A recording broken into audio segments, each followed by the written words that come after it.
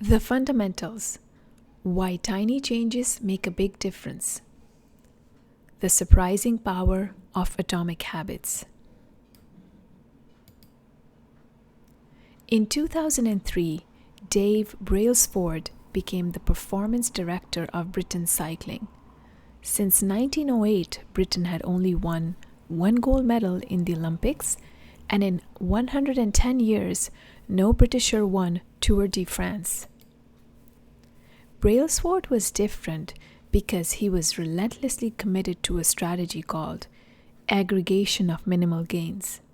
He thought to improve every small thing. Bike seats were made more comfortable, shorts to maintain ideal body temperature, biofeedback sensors to monitor training, using lighter fabric, hiring a doctor to prevent any illnesses, even the common cold, improved pillow, customized training. In 2008, Britain won Olympics, 60% of the medals. In the next 6 years, Britain had Tour de France victories 5 times. Small habits leading to small improvements are not noticeable in the short term, but they lead to astounding gains in the long term. If you improve 1% daily, you improve 38% in 1 year. If you worsen 1% daily, you worsen 0.05% in 1 year. Just like a small change of an airplane nose angle from 0 to 4 degrees can mean a change of hundreds of miles. Just like that, these small habits aggregated over a period of time can make a big change. Your outcomes are a lagging measure of your habits.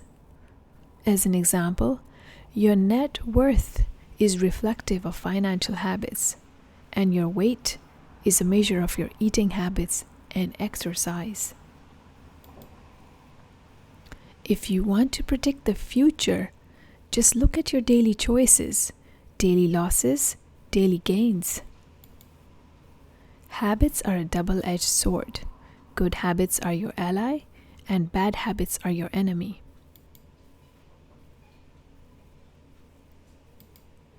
So, as an example, some good habits, such as productivity. If you try to do one extra task every day, over a long period of time, it is going to compound and add to your productivity. Similarly, knowledge also accumulates the same way.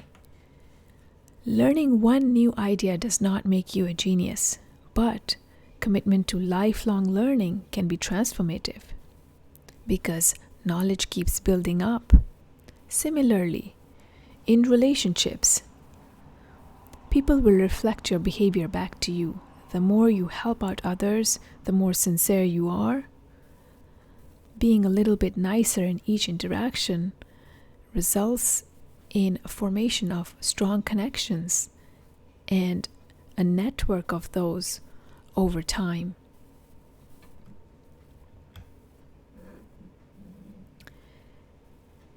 On the opposite side, there is negative compounding as well. So, if you have stress daily or frequently, it compounds and can lead to problems such as anxiety or depression or high blood pressure. If you have negative thoughts, one negative thought may not make a difference, but if you consistently have multiple frequent negative thoughts, you get trapped in your thought loop. Outrage also compounds. So riots, protests, or mass movements, they are as a result of long series of microaggressions. It's very rare that it's only one event that tips the scale. What does progress feel like? Imagine an ice cube in a 25-degree room. And then the room is slowly heating up. So it's going to 26, 27, 27.5, 28, 29, 30, 31. And nothing happens. And then at 32 degrees, the ice begins to melt. 1 degree produced a change. There is a critical threshold for habits the same way. Initial stages of quest, you're in the valley of disappointment. It's frustrating. You think to yourself, I've been running for 1 month and I don't see any changes in my body. It's very easy to let these good habits fall when you're discouraged. We often expect progress to be linear. We hope that results come quickly. In reality, results are usually delayed. It takes sometimes months or years before we see results of our effort. But remember, the effort is not wasted. It is only piling up. When you finally break through the plateau of latent potential, it seems dramatic. However, you fail to notice that the change was actually taking place very slowly, months or years before you saw it. And this is a result of cumulative effort. The social reformer Jacob Riis said, "When nothing seems to help, I go look at a stonecutter hammering away at his rock perhaps 100 times without as much as a crack showing on it."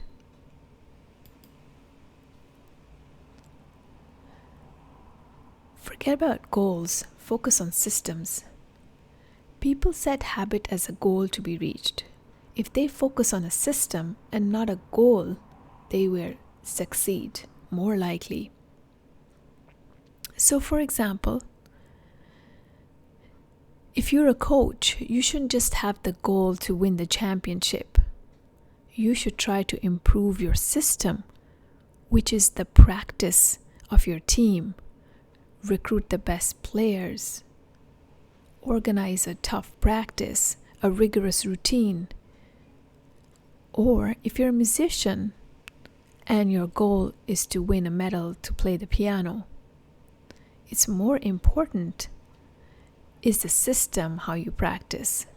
That is, daily practicing, having a regimen, a method for receiving feedback and improving. Winners and losers have the same goals. Achieving a goal is only a momentary change. Goals restrict your happiness, and goals are at odds with long-term progress. Focus on an overall system, not a single goal. And habits are like atoms of our lives. Chapter summary.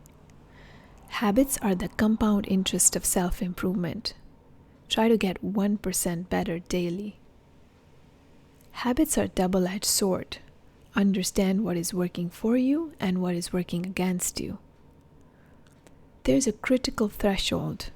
Progress is initially slow and hard to notice until you reach the critical threshold, which is when you'll see your progress as a breakthrough. Atomic habits is part of a larger system. Focus on the system rather than goals. Don't rise to goals. Fall to system.